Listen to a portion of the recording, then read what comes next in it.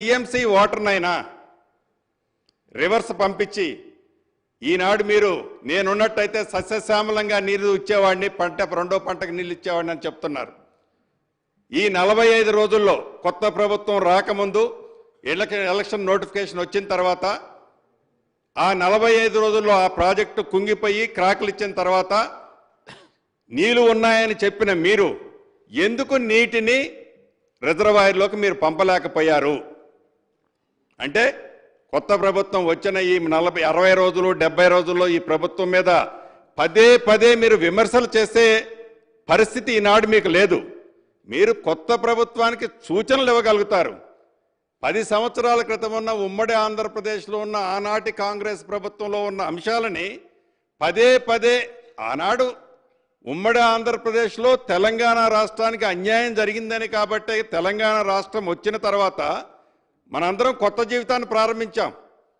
పద్దాక పాత జీవితంలోకి పోయి ఆనాడు కాంగ్రెస్ పార్టీ ఆనాడు ప్రభుత్వం అన్నదానికంటే ఈ కొత్త ప్రభుత్వంలో మమ్మల్ని విమర్శించే పాయింట్ నాట్ వన్ కూడా లేదనేది గౌరవ సభ్యులు మీ ద్వారా గమనించాలనేది నేను తెలియజేసుకుంటున్నా.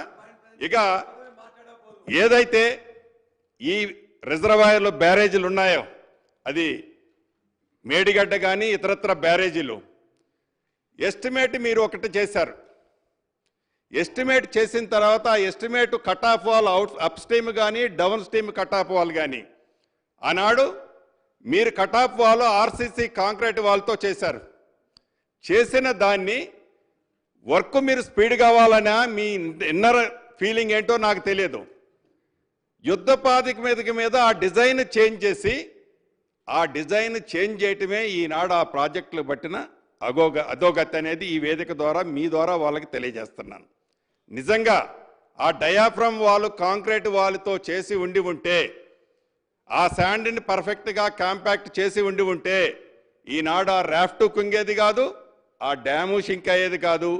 ఈనాడు తెలంగాణ ప్రజల ఈ వేలాది కోట్ల డబ్బు దుర్వినియోగం అయ్యేది కాదనేది ఈ సభ ద్వారా మీకు తెలియజేస్తూ చివరగా నేను చెప్పేది యుద్ధ ప్రాతిపదిక మీద ఇదొక్కటే కాదు, ఇదొక్క డ్యామే కాదు, మిగతా ఉన్న అన్ని డ్యాములో ఈ 3 పిల్లర్లే కాదు. ఇందాక ఉత్తమ్ కుమార్ రెడ్డి గారు ఇరిగేషన్ మంత్రి గారు చెప్తున్నట్టు 2వ డ్యామ్లో సీపేజ్ మొదలైంది, 3వ డ్యామ్లో కూడా బుడగలు వస్తున్నాయి. ఈ 3 పిల్లర్లే కాదు సేమ్ సిస్టమ్. ఈ 3 పిల్లర్లు అన్నది డ్యామ్కి ఒక ఎడ్జ్లో జరిగిన డ్యామేజ్. ఇప్పుడు సెంటర్లో అటుపక్క ఎప్పుడో అడుగున్నర కుంగింది. ఆ అడుగున్నర కుంగిన తర్వాతనే మహారాష్ట్ర సైడ్ అడుగున్నర కుంగిన తర్వాతనే దాని మీద ట్రాఫిక్ని మీరు బంద్ చేశారు. అప్పుడు మీ ప్రభుత్వం చాలా పర్ఫెక్ట్గా ఉంది. ఆనాడే మీరు శ్రద్ధ తీసుకొని ఉంటే మొన్న ఇది డ్యామేజ్ జరిగి ఉండేది కాదు. ఇప్పటికైనా దాన్ని పర్ఫెక్ట్గా కొత్త ప్రభుత్వంలో మేము ఆతృతపడి ఏదో అడావుడి పడి తప్పులు చేయాలనే ఉద్దేశం ఈ ప్రభుత్వానికి లేదు. చిత్తశుద్ధితో గతంలో మీరు చేసిన దాన్ని నిజంగా మీరు ఒప్పుకుంటారా ఒప్పుకోపోతారా అది మీ ఇష్టం. కానీ ప్రజలు గమనిస్తున్నారు. విజువల్స్ కనపడుతున్న దాన్ని కూడా మీరు అంగీకరించకపోవడం అనేది చాలా బాధాకరం. అంగీకరించిన దాన్ని కూడా మీరు ఆతృతతో కట్టారా? ఎవరు కట్టారు? ఎంతమంది కట్టారు? ఎట్లా కట్టారు? డిజైన్లు ఎందుకు మార్చారు? దీనికి కారకులు ఎవరు? ఎంతమంది సస్పెండ్ చేశారు?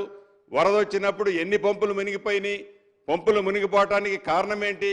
దాని మీద చర్యలు ఏం తీసుకున్నాము అనేది కూడా మనం గమనించాల్సిన అవసరం ఉంది. తప్పకుండా ఈ ప్రభుత్వం చిత్తశుద్ధితో గౌరవ మంత్రి గారు కానీ ముఖ్యమంత్రి గారు కానీ మా ఎల్ఏ మంత్రి గారు కానీ చాలా వివరంగా చెప్పారు. వీటి మీద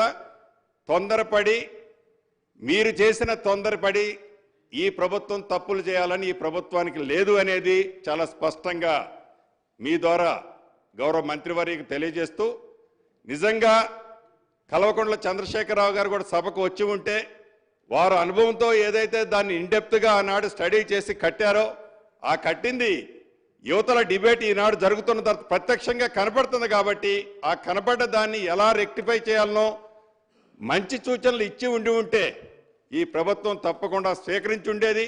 అటువంటి పరిస్థితి లేకపోవటం, వారి సభకు రాకపోవటం కూడా నిజంగా దురదృష్టకరం అని మీ ద్వారా ప్రధాన ప్రతిపక్ష సభ్యులకు తెలియజేసుకుంటూ సెలవు తీసుకుంటున్నాను.